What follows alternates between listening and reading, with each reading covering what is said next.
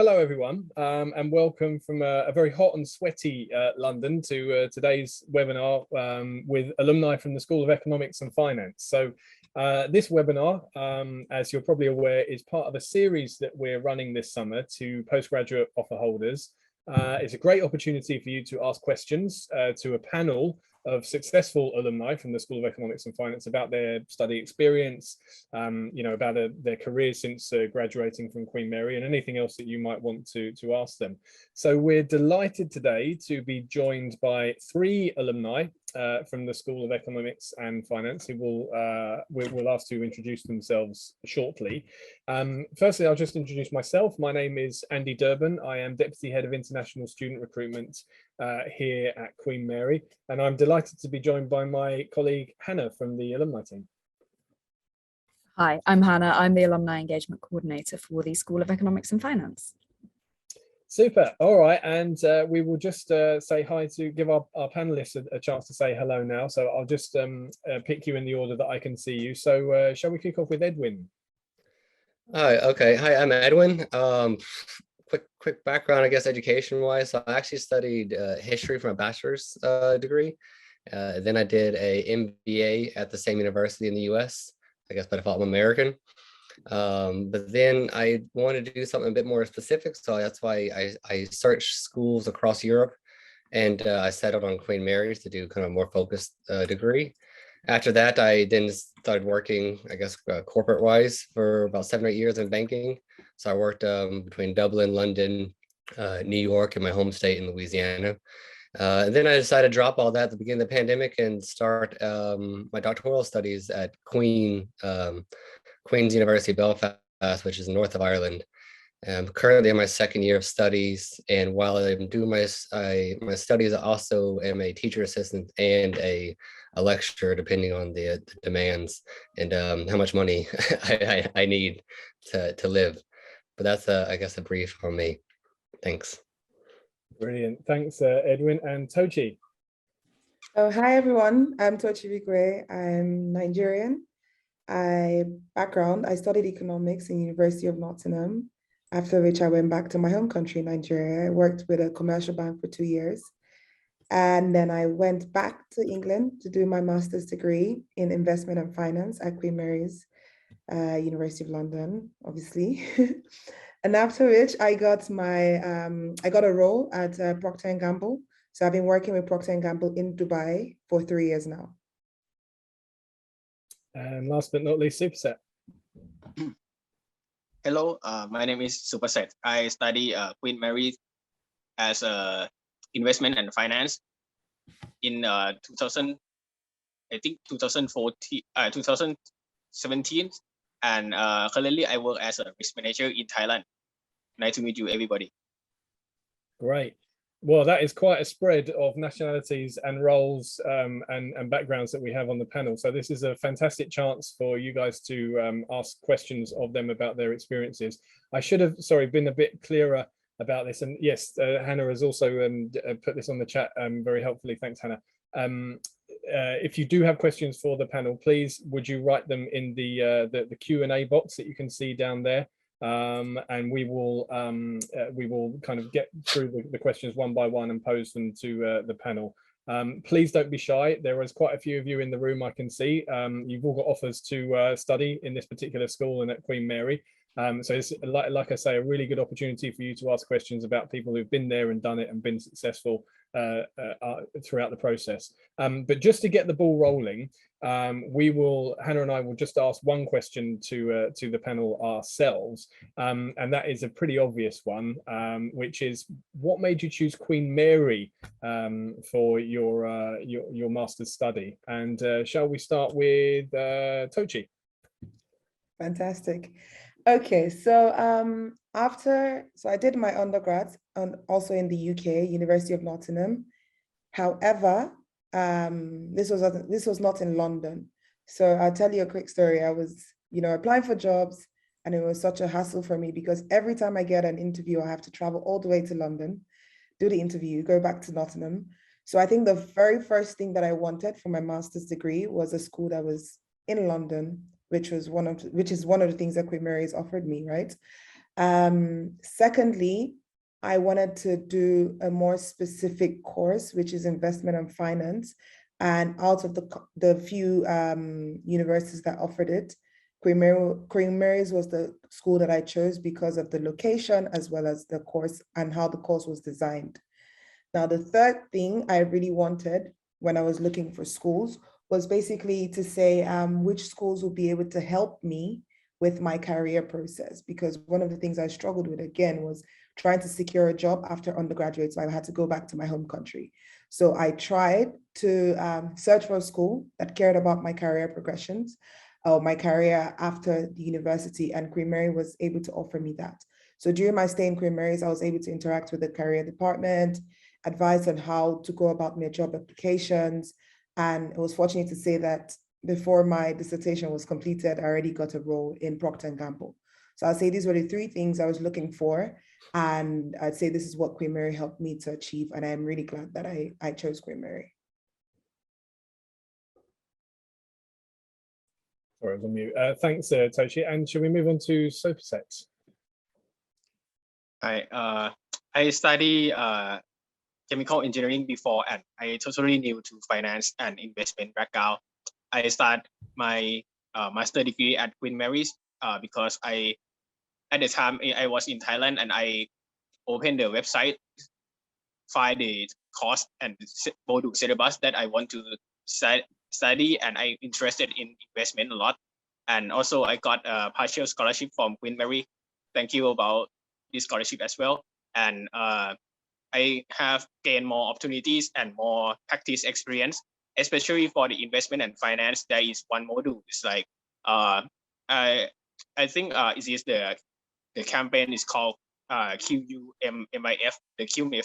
This is very, very nice, and it's not only the theoretical, but it's contain the practice from practitioners.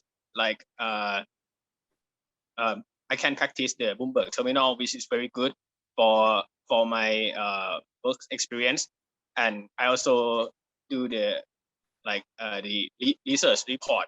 Like I can use it in. I can use the skill in my daily work experience. Thank you. Great. And Edwin? I guess I narrowed down two countries, right? So I had a degree in history, and then I was like, what do I need to do after this? So I did an MBA. That was another 2-year graduate degree program. But then I did the very un-American thing. I was traveling for 6 to 8 months, almost a year, but I knew I needed to do something else. So I was like, okay, there's two options for me to go to Europe. Do I either go to Switzerland or do I go to the UK? So I looked at schools between both. I applied for schools in both, got accepted in schools in both countries, 2 schools in each. But when it came down to it, it was like, where do I want to position myself career-wise, and do I want to stay in London for work? So I obviously wanted to get into banking and finance specifically, because an MBA is more broad within industry, you can go in different fields. But I wanted to focus specifically on banking. So I was like, okay, what better place to as a young person to go study. I did obviously a good bit of background in Queens, and I saw how basically the quality of education, or at least the international reputation of Queens, is moving up. So okay, this is obviously an upward moving program. Universities don't just turn around and year to year. So I was okay, there's always something going on here as a university. So there must be some quality teaching going on. I picked the banking and finance program because I felt it was a nice balance between the quantitative approach within practical, just breadth of banking. But I kind of did, I guess, go in a bit naive in a way. I think I didn't realize how good of a university it was, just in general, because once I was in the UK, I tell people, oh, I'm studying at Queen Mary in London. They're like, oh wow, that's really amazing. I was like, okay, cool. But so and then I found that the quality of teaching when I was there was excellent. I really, really, really enjoyed my professors. They really homed like being quantitative, but giving the right tool set and not making you do useless mathematics, you know, teaching the mathematics or algebra you need to know, but giving the right tool set to go apply it essentially, which then I found out once I went into banking. So before I even finished my dissertation, I got offered a job in New York. Unfortunately, I left London to go to New York, which I wish I would have stayed. But once I was in the workforce, I realized even how much more valuable the skills I actually did get. And then working with people, I eventually did move back to this side of the water, back to Ireland and then UK, vice versa. I obviously worked with people from different schools, and I will say that I think Queens is still even underrated in its reputation. I think that the people, and that's just my anecdotal experience, maybe I'm bragging or biased, but I think that at least in the program I studied in the fields that were very close to my specific program, I really think Queens really sets you up for a proper master's degree to get you the proper skills you actually need. And I think you when you go into the workforce, you'll be at the same level higher than anyone else in the best schools, whether it's Oxford or the likes, or even the big schools in the US. So. Lovely, thank you so much. We actually have a question from the audience, which is about careers and placements. So could you share your experience with the careers and placement team at Queen Mary and how it helped you secure jobs in your respective profiles? Should we start with Supaset? Oh, have we lost? Okay. Oh, no, I saw one question about the pre-recessional, right? Oh, yeah, someone's put that question in. Yeah, but this was the question in the Q&A box that Hannah is referring to, which was, could you share your experience with the careers and placement team at Queen Mary and how it helped you secure a job? Okay. For me, I study investment and finance, and mainly I take the course about the investment. Mainly is contain lots of investment and corporate investment variations, and also the risk management. I think the most important skill for me is not only the investment itself, it also the, let's say, the research and the data, a little bit of data analysis. This is very important in terms of joining the corporates and adapt to like high growth technology. And also I think I think the skill that I obtained the most is about the Bloomberg terminal, the way to use the Bloomberg, and also the Thomson Reuters is very nice. And also I think there's one module is taught by Dr. David, right? Dr. David Norman. Like I'm not sure he's still on the campus, right? This module help a lot in terms of landing the career and understand the market. What is the market in emerging market, in the developed market, because each market have different characteristics and also have many kind of securities like equities, fixed income, or maybe commodities, like maybe the digital asset like cryptocurrencies or maybe DeFi. This is very important for the build up skill. Great, yeah, thanks, Supaset. So it sounds like you've got a lot of practical learnings from your program that you've been applying into your career, into your day-to-day role. I think what the questioner was also keen to get a sense of was if any of you were engaging with the careers service in the university. So they're called Careers and Enterprise now. For the career service, I also use one or two times about asking about the resume, how to write the resume professionally, and also there is kind of interview panels, and also the consult about how to plan the what is called like the trainee program after graduate, like internship program. Great. I'd say one of the things that really helped me was the CV writing. So I think I was very bad at structuring my CV. And so one of the things that I really took up from the career department was basically how to structure my CV and make sure that is attractive to employers. So I'd say that's something that the career department really helped me with. Yeah, I'd read the same at the CV. So even to this day, I'm still tweaking CV, but definitely it was complete garbage. I didn't have a clue what I was doing, back then. But I think just with the CV, then also helping me understand between like entry level positions, internships, and those things that they did help and did these kind of open. You just don't know. I was fairly young then, so yeah, it was good to get at least an opening the doors to show what you need to do or how you should do things. So Absolutely, yeah. Just I suppose a note on the careers. We do have a really strong careers service in the university that we would, for you guys as offer holders, we would really want to emphasize to you that they are there to support you, and it's not a compulsory service like your academic study will be. So it's a case of you kind of reaching out to them and engaging with them, and they will look at like the panelists have mentioned, a couple of different areas. Some of them can be improving your own CV writing abilities, making you more kind of attractive to employers. But another really good service that they can provide is connecting you with industry. Whether that's just with careers fairs or industry specific careers fairs where the employers will be coming into more heavy interactions like internships and things like this. There is actually a session this time next week, exactly this time next week at 11 a.m. On Wednesday from the careers service, which you should all have been invited to. So do come along to that as well. yes, I was just add to that. I remember you shut my memory. It's been a while, but yeah, there was a nice there was a Barclays. There was basically like an open day where a whole bunch of people got to go, and I thought that was really good. And I actually met one of my lifelong friends now. It just happened to be a side thing.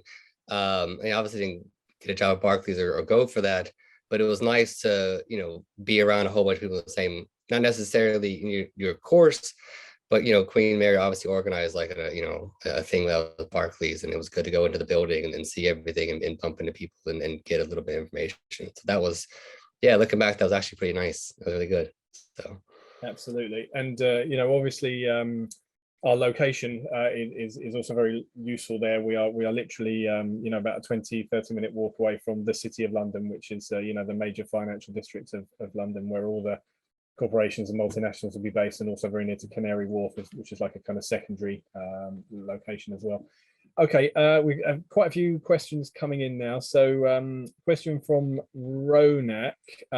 He's going for the MSc in investment and finance, but I think this would be probably applicable across most of the MScs within the school.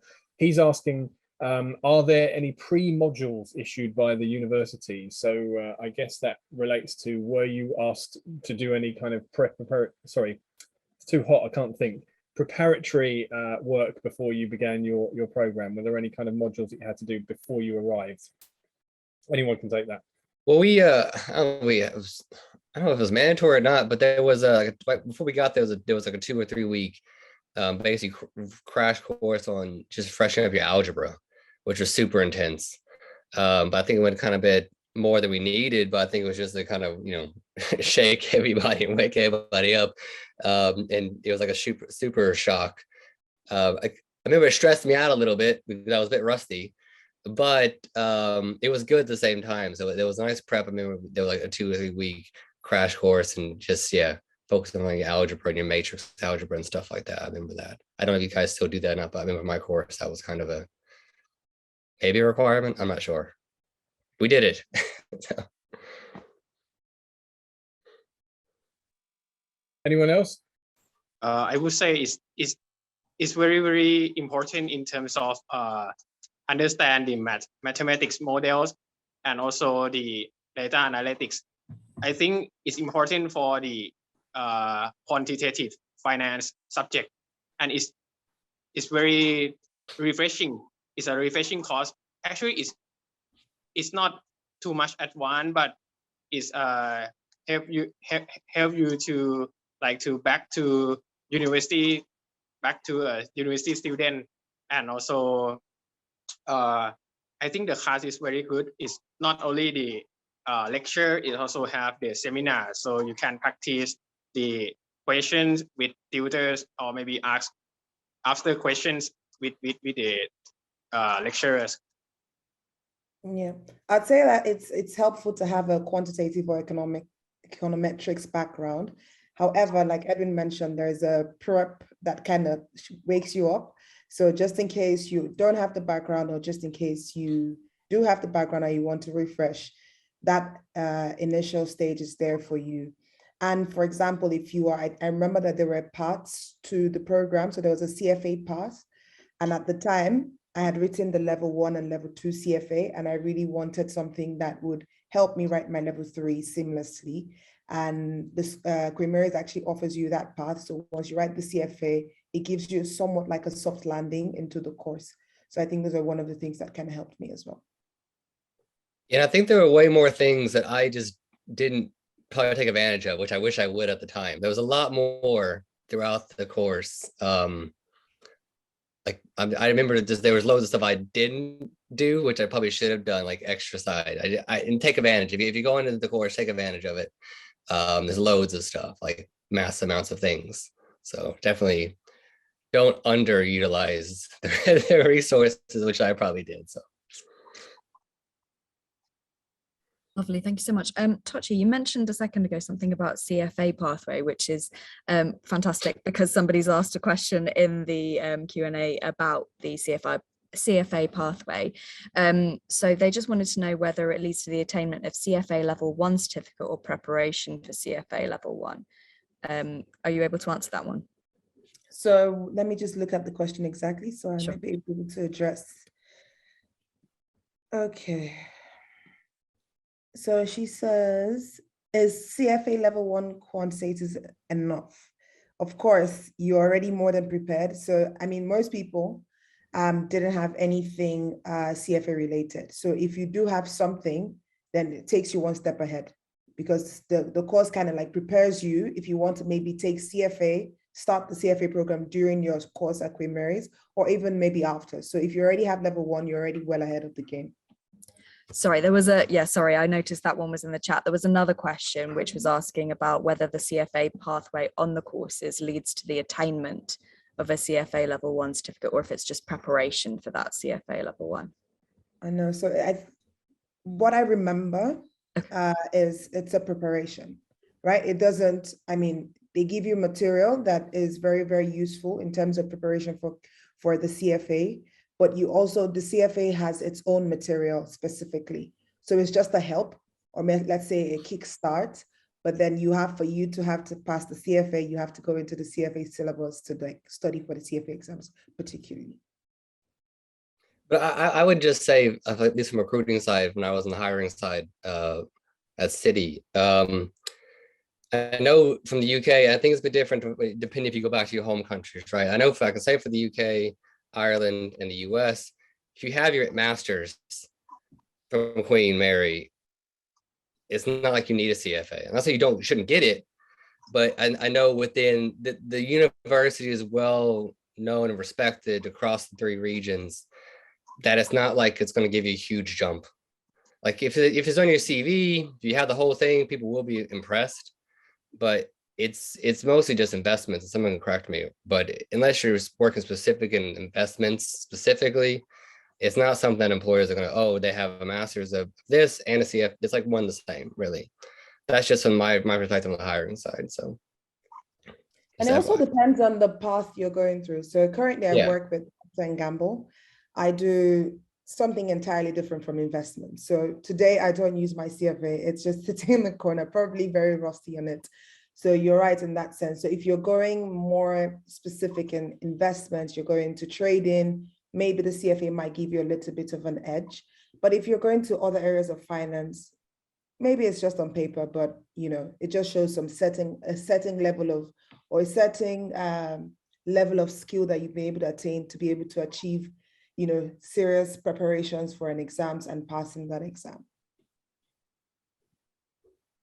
Super, thanks a lot. And I think that question was probably from Ronak on CFA and things like this. I'm just going to leave, when the webinar comes to a close, I will leave the email address of the Global Engagement team. If there is anything more in depth you want to know about the program in terms of like learning outcomes and these sort of things, what it qualifies you for in things like in relation to things like CFA, drop us an email and we can get like absolute 100% clarity for you on what the current sort of situation is. Okay, we've got quite a few questions, so that's great to see your questions coming in. So thank you very much for this. We'll try and get through them.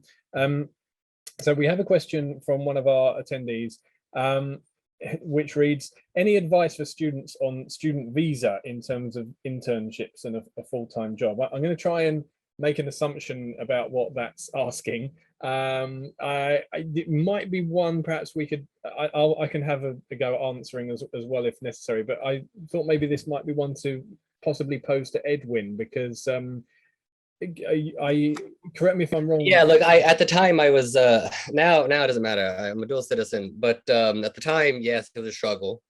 And one of the reasons I actually had to leave, but maybe it was easier because I had to go back. But it was easy. I got a job off in the US. My at the time we had 6 months like after you finished.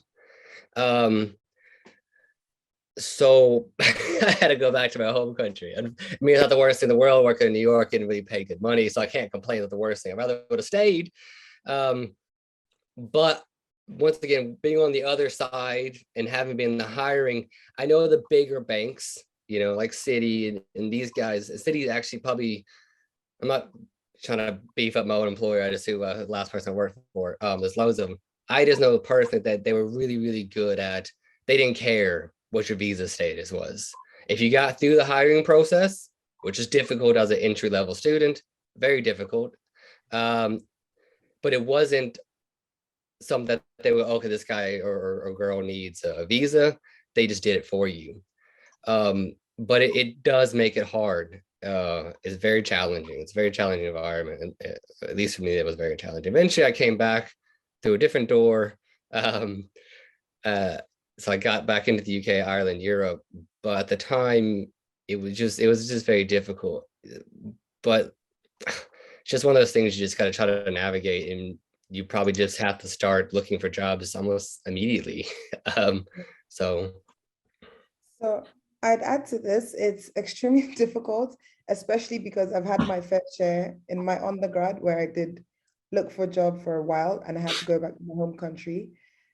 However, what I got to learn is it's really difficult, but if you start early enough, you give yourself enough room or enough time to fail and get something. So maybe you go through a process, a company is not hiring because of the visa, you get through that. So you have enough time to go to as many companies as you wish, and then stand more of a chance to get a company or a job. Don't be picky. I think one of the things I was a bit picky, just get in the door. I had a professor at Queen Mary's, like, just get in the door, get in the first floor, and then you can work your way to the 5th floor.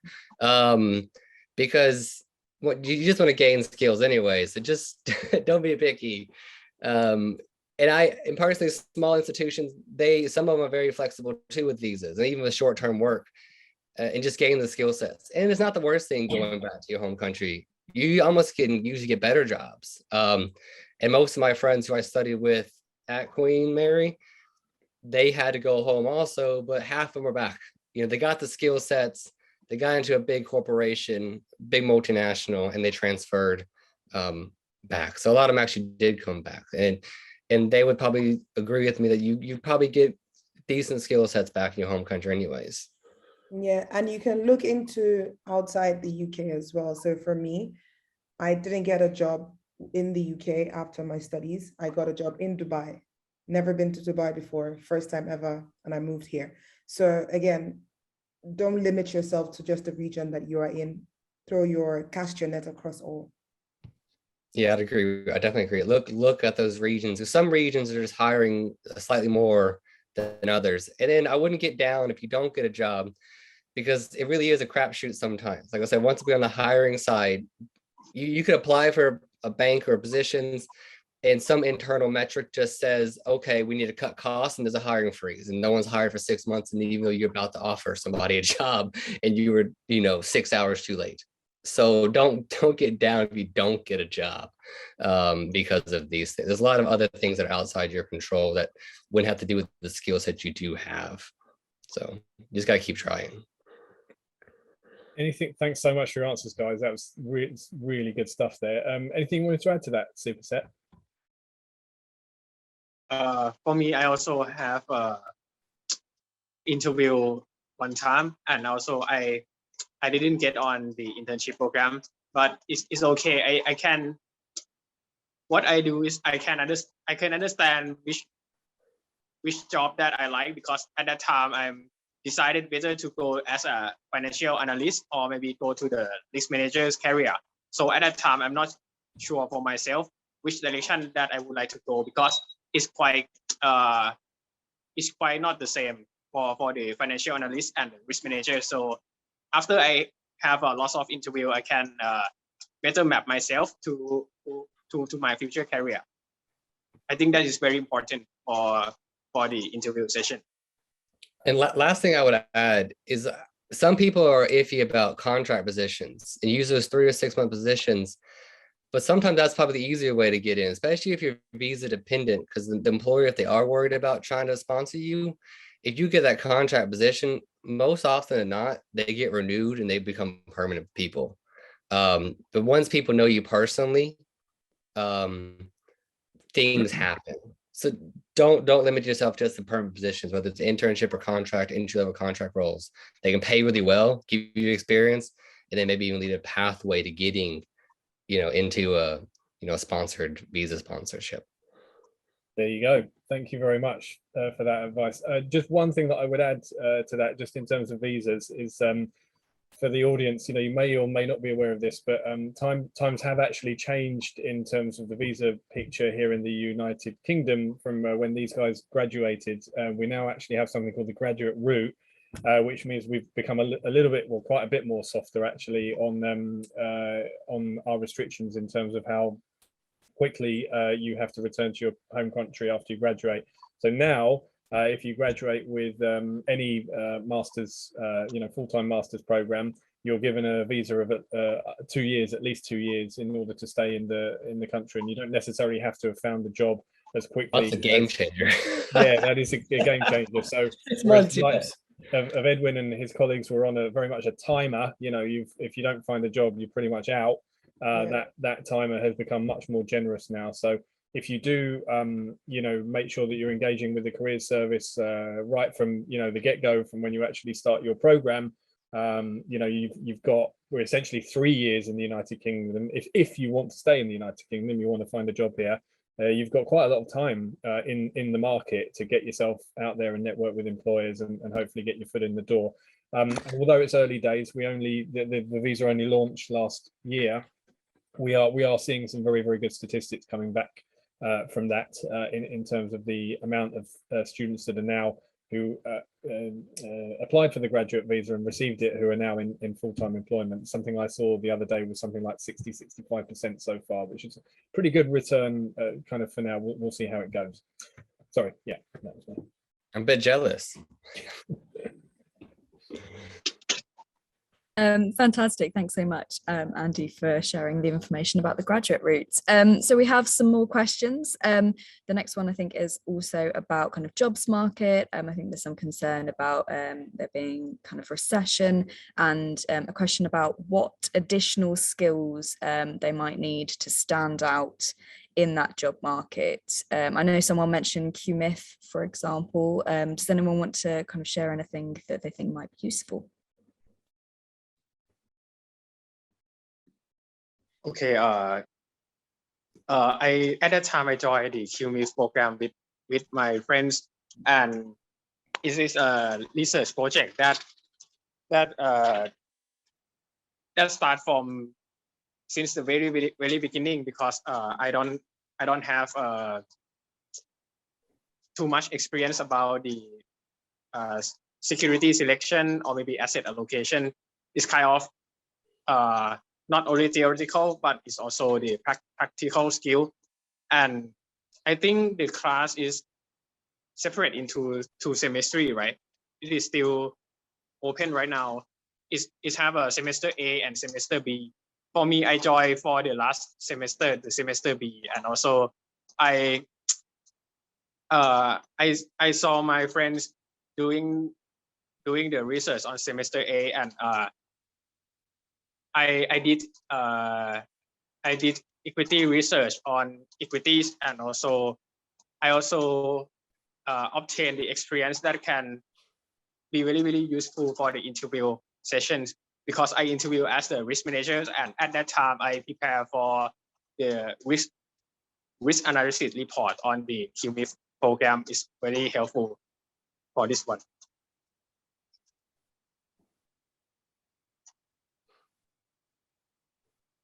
Great. Okay, thanks, guys. And yeah, just you know, wouldn't expect the panel to make a comment on like the global jobs market, but you know, the question also raises a point about recession and will that affect the jobs market? You know, I think, you know, in the UK we haven't seen any kind of evidence of that, quite the sort of contrary at the moment, but yes, it is looking like things are potentially tipping into kind of more a place of more economic difficulty. What I would say to that, I would encourage you to do is come to our session with the careers service next week, in which they will be talking about the current and predicted kind of jobs environment here in the UK, because they're the real experts to speak to. There's still so much demand. Like there's banks are fickly but I think there will be jobs. Like the regulatory demand, the compliance demand in banking is still increasing, and there's loads of roles. So if you have to go get a compliance or regulation role, they're there. And I don't think even in the recession, that's not going to change. And the banks and their affiliates, the consultants, they're still being fined left, right, and center. So that means they have to hire lots of people. So even if there's a recession, I think there will be jobs, and it's always difficult to get a job. It just, instead of taking 3 months, it may take 6 months or 9 months to get a job. I don't see a recession really hurting banking too much, because my colleagues in the US, like, they can't hire people like at all. There's loads of positions and they can't hire people. But I wouldn't worry about that. Just enjoy your studies. You know, you'll get a job eventually. So.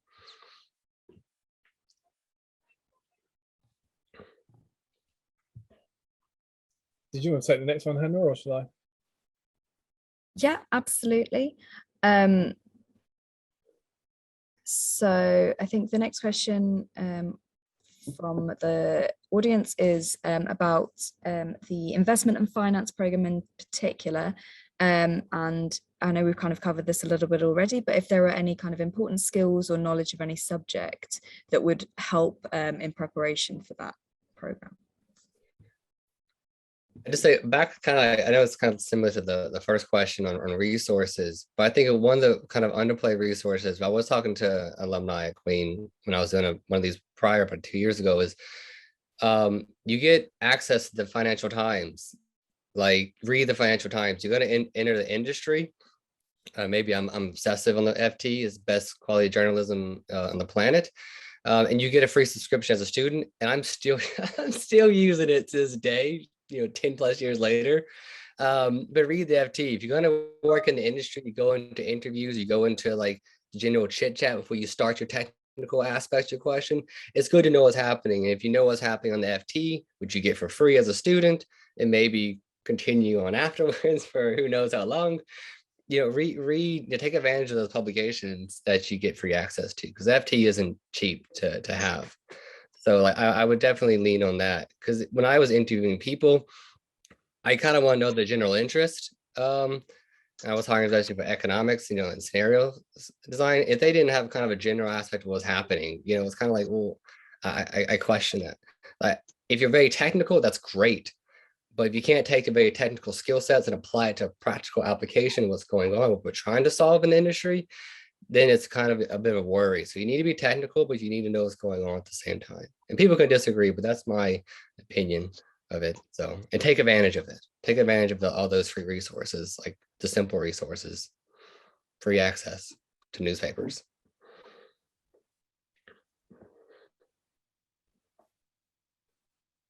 Okay, if no further comments, that's great. We've got another couple of small questions. One is, how can we connect to the professors who are going to teach us? I mean, personally, I could say that we can help facilitate that. I mean, a lot of them are fairly prominent on the website, and some of them, not all of them, but some of them put their actual direct email addresses, or there's ways of being able to connect with them. You could go for LinkedIn or or something like that. Were any of you guys sort of in contact, or have you been in contact with your, I mean, were you previously or have you since been in contact with the professors who taught you? Not on my side, no. I haven't in a while, but at the early on, yeah, I there was professors I talked to, and even during the program, everybody was, if you had a question, there was no, worries about it. Even now that I teach now, being in the academic side, it's students don't come enough. I find it be too much difficult from Queen in Belfast and Queen in London. As a lecturer and TA, you want the students to come more. So if you have a question, trust me, they'll be like, I'm ecstatic when they come ask questions, after class, especially during class, or even in office times. It's probably, yeah, there's always, and maybe there's one or two guys who aren't very nice, but I don't think that's the case. But from as a student side and being on the other side, I really find it very difficult for your professors not to want to give you advice and try to give you a heads up what to do, especially people who've been academics their whole lives, or even who've been kind of practitioners like me a little bit. People just want to help. So I think generally people just want to help you across the board. Thanks, Edwin. Yeah, and just to emphasize, if there is anyone that you want to kind of reach out to in particular, and you're not able to, just drop us a line in global engagement. Again, I'll put the email address in the chat at the end, and we can do our best to facilitate it for you. And then just a real quick one as well. I think that was maybe it's coming as a question, but I think it was maybe a comment in response to something what the panel was saying about making their application the strongest it could be. I have a little over 3 years of work experience with Amazon in India. Will that help? I mean, my personal response to that would be, yeah, that absolutely, that would kind of strengthen, an application to an MSc program, but any practical experience that you have on top of your master's degree that you've obtained can only put you in a stronger position in terms of when you come to graduate. I don't know if anyone else has any comment on that.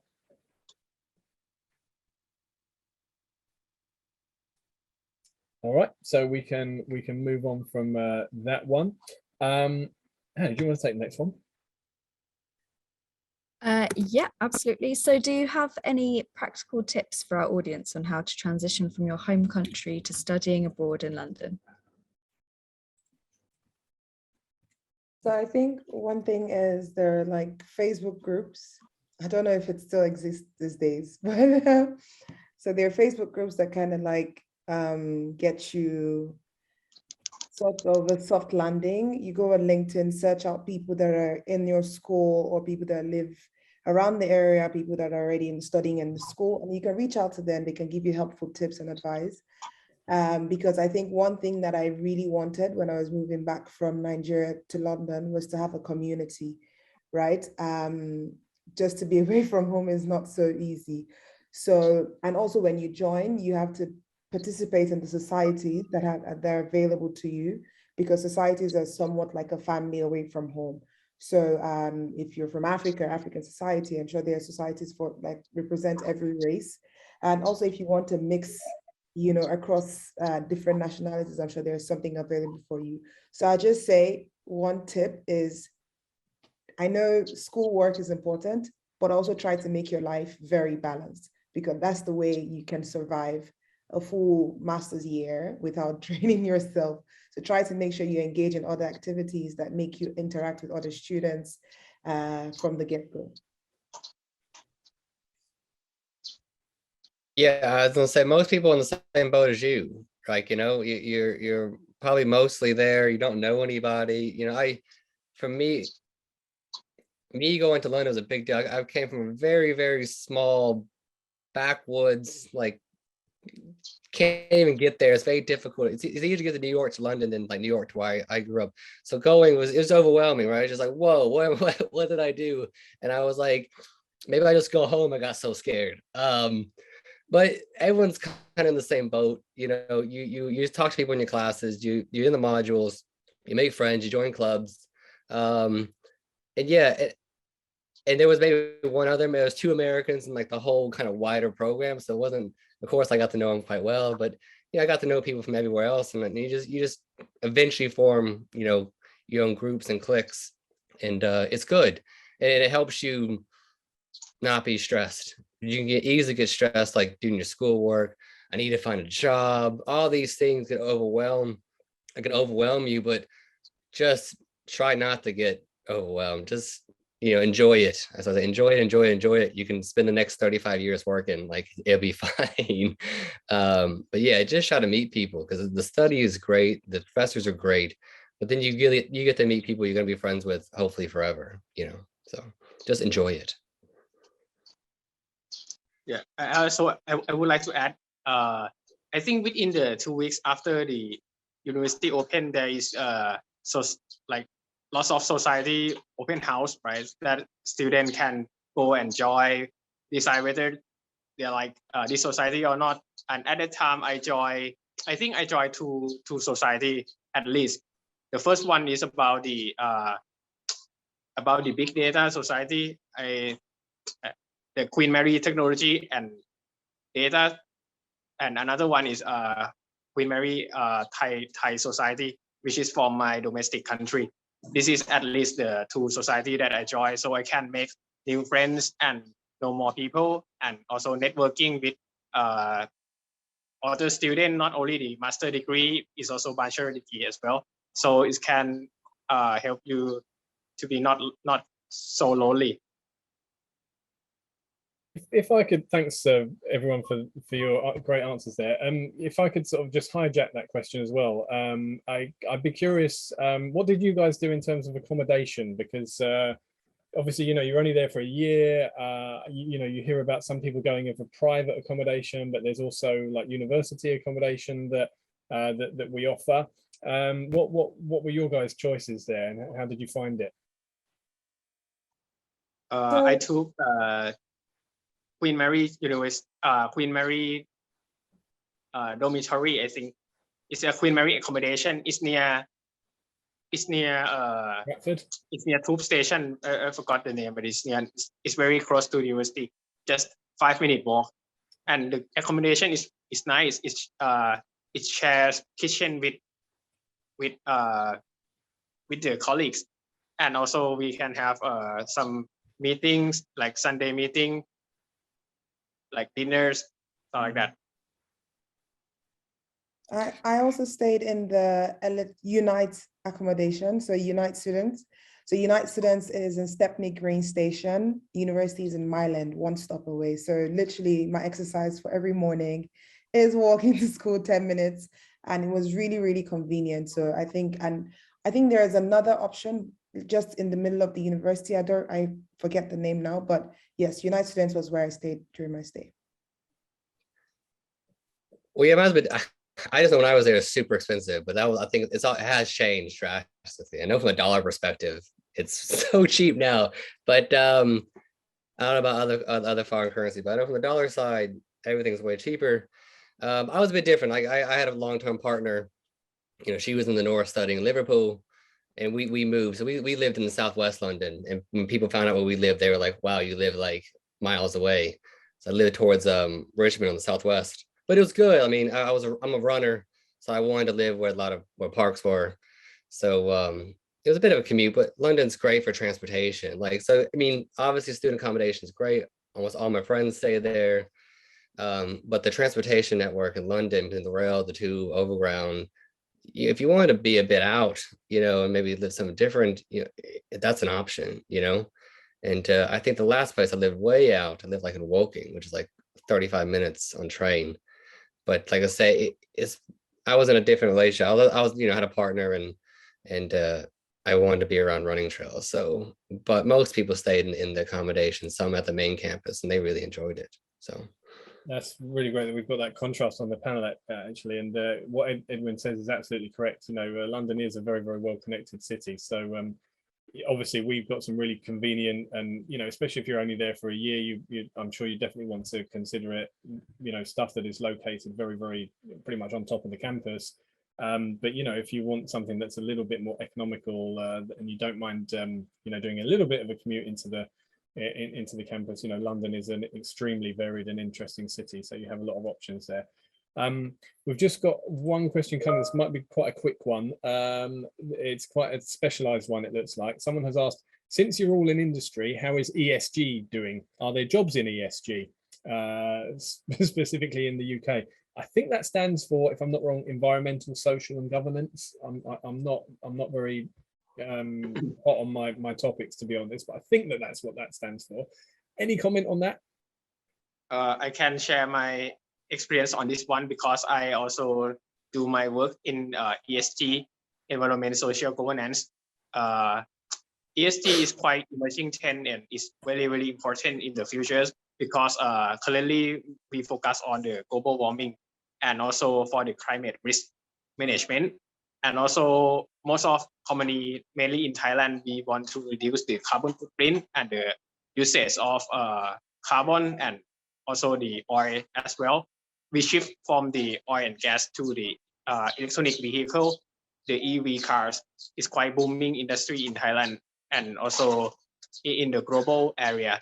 And I think the knowledge in ESG is very, very important. I'm not sure at that time for my study, there is no class related to the ESG.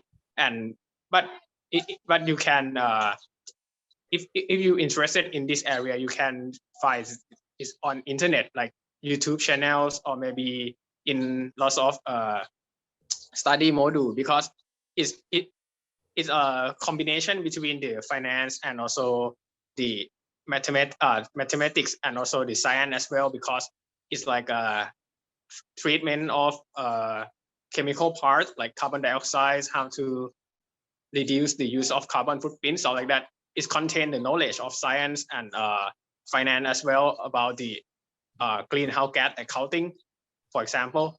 And this is very combination, and it's not too difficult. It's just a little bit of complexity. Yeah, I'd say I'll be more blunt with it from my side. Everything's labeled ESG now, especially in Europe. The Americans, it's a bit different over there for lots of reasons. But I know in this part of the world, a lot of things are labeled ESG, and it's pushed mostly from the like. When I was doing the Bank of England, like they have a climate stress test. So they basically give the banks and say, this is how we think climate change will affect your portfolio, hit your portfolio, standard metrics, and that's ESG, and the banks will comply with that. I mean, and that's very broad sweeping. They are trying to, align with different national, pan-national regulators. So it varies by country dramatically. Europe, you see a lot more of ESG in the job titles or job specific, in the role. US, kind of ish, not really. But it doesn't really affect finance when it comes down to it, really. It's mostly regulatory driven concepts. It's really a reg type job, really. Compliance aspect. Sorry. Super. Okay. Just conscious of time. Oh, sorry, Hannah, you go. Sorry. I think it was your turn. All right, I'll carry on. Yeah, we've got a more practical question coming from our audience, which is, what were your experiences opening a bank account as an international student? I hear it was quite difficult. Any reflections on that? Okay, I can share my experience. I have at that time I also have problem with my bank account. It take around let's say almost 2 weeks to solve kind of problem. First of all, it's come from the banking application, the mobile phone, and it's because of the GPS or maybe because of the location that make myself cannot transfer the cannot like withdraw the money. So it's like lack of liquidity for around 2 weeks. And another problem that I have is like there are so many bank accounts, right? So many brands that you can select, but at that time I have no clues or no hints that which bank or which commercial bank that I should open the account with. I'm not sure for this one, but I choose the one that in the university, which is I think which is I'm not sure. There is the one in the university campus, in the Myland campus. Anyone else want to comment on that? So, I mean, I think my experience, if I remember correctly, was pretty seamless. I didn't have issues. And I think now there are lots of options, right? So you have your regular NatWest, Barclays, and you also have your digital banks, which are Monzo, Starling Bank. So there are lots of options. So I believe that it shouldn't be a problem. You just have to shop around and look for what works for you. Yeah, I thought it was straightforward. You just need a phone number. So first thing you do, get a phone number. Straightforward, super easy.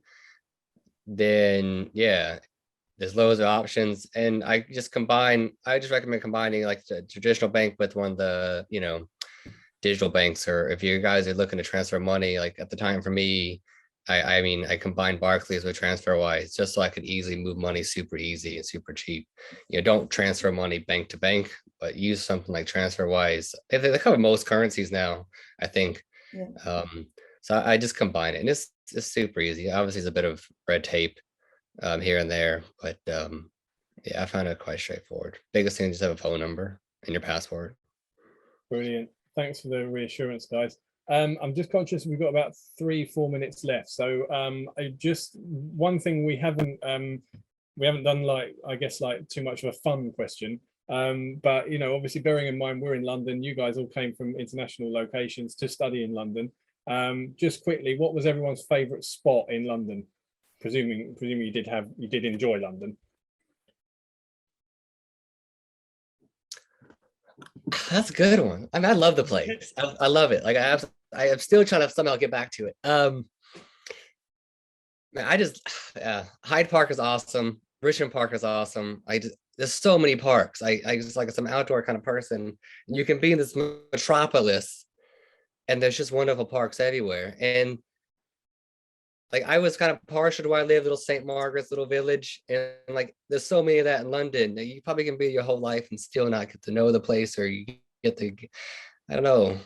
It's a hard question. It's just a fantastic city. It's just a fantastic place to be. Yeah, and the location of the school is so interesting because you're really close. You're in East London, you're really close to Central, so it takes you like 15 minutes to just go into the city and see whatever you want to see. So I think it's a very, very good thing, especially if you want to go out at night and obviously you don't want to spend so much on Ubers. The location is also perfect because it takes only about a few minutes to get to Central from where you are. So and in the small like satellite, like the campus in Whitechapel and then Barbican. Yeah, so you had classes in parts of London. Yes. I felt like if I didn't have, I wouldn't have got to know some of these places. And like when I go back, I still go back to some of the restaurants in Whitechapel because we had class there and we would go eat afterwards. So it's a really nice setup the way the main campus is and the satellite campuses in London. So it's a nice setup. How about you, Supaset? I think I like to go to central London, and also I like the museums because in my country, I rarely go to museum, but when I visit London, there's lots of museums, and I like the galleries, I like the statues, I like the histories of items. So I enjoy visiting museum a lot. Great, thanks guys. And someone actually, as a very final question, has asked how safe is the Myland campus. I don't want that to kind of go unanswered. I would say, one of the things that is quite unique about Queen Mary in terms of other universities in London, which tend to be quite, dispersed and, there's a building here. We are very much a campus university where everything is on that one space. So, you've got everything. You wouldn't actually necessarily have to leave the campus if you didn't really want to. You've got all your teaching, the health centre, the library, the student union, bars, etc. All there on campus. So it is quite an enclosed, I would say, and security patrolled, sort of like, very much a safe environment, I would say. I don't know if any of the other panel have any reflections on that. Yeah, I mean, I used to take walks at night, thrown for. So I had no issues at all throughout my stay. Yeah, the same. I used to walk around the campus, the main campus all the time with our Yeah. friends. The sub campuses, I never felt remotely anything. Yeah. Brilliant. All right. Well, we're right on the 12 on the dot, so we'll bring it to a close there. So for everyone that attended, thank you very much for attending. I have and thank you for putting your LinkedIn there, Supaset. I've put in the global engagement email address. If anyone has any follow-up questions from anything that was discussed today, please drop us an email on that and we'll do our best to help you. And I wanted to say a huge thank you to our panel for kindly giving up this hour out of their schedules to join us today and share such fantastic insight with us. So thank you very much indeed.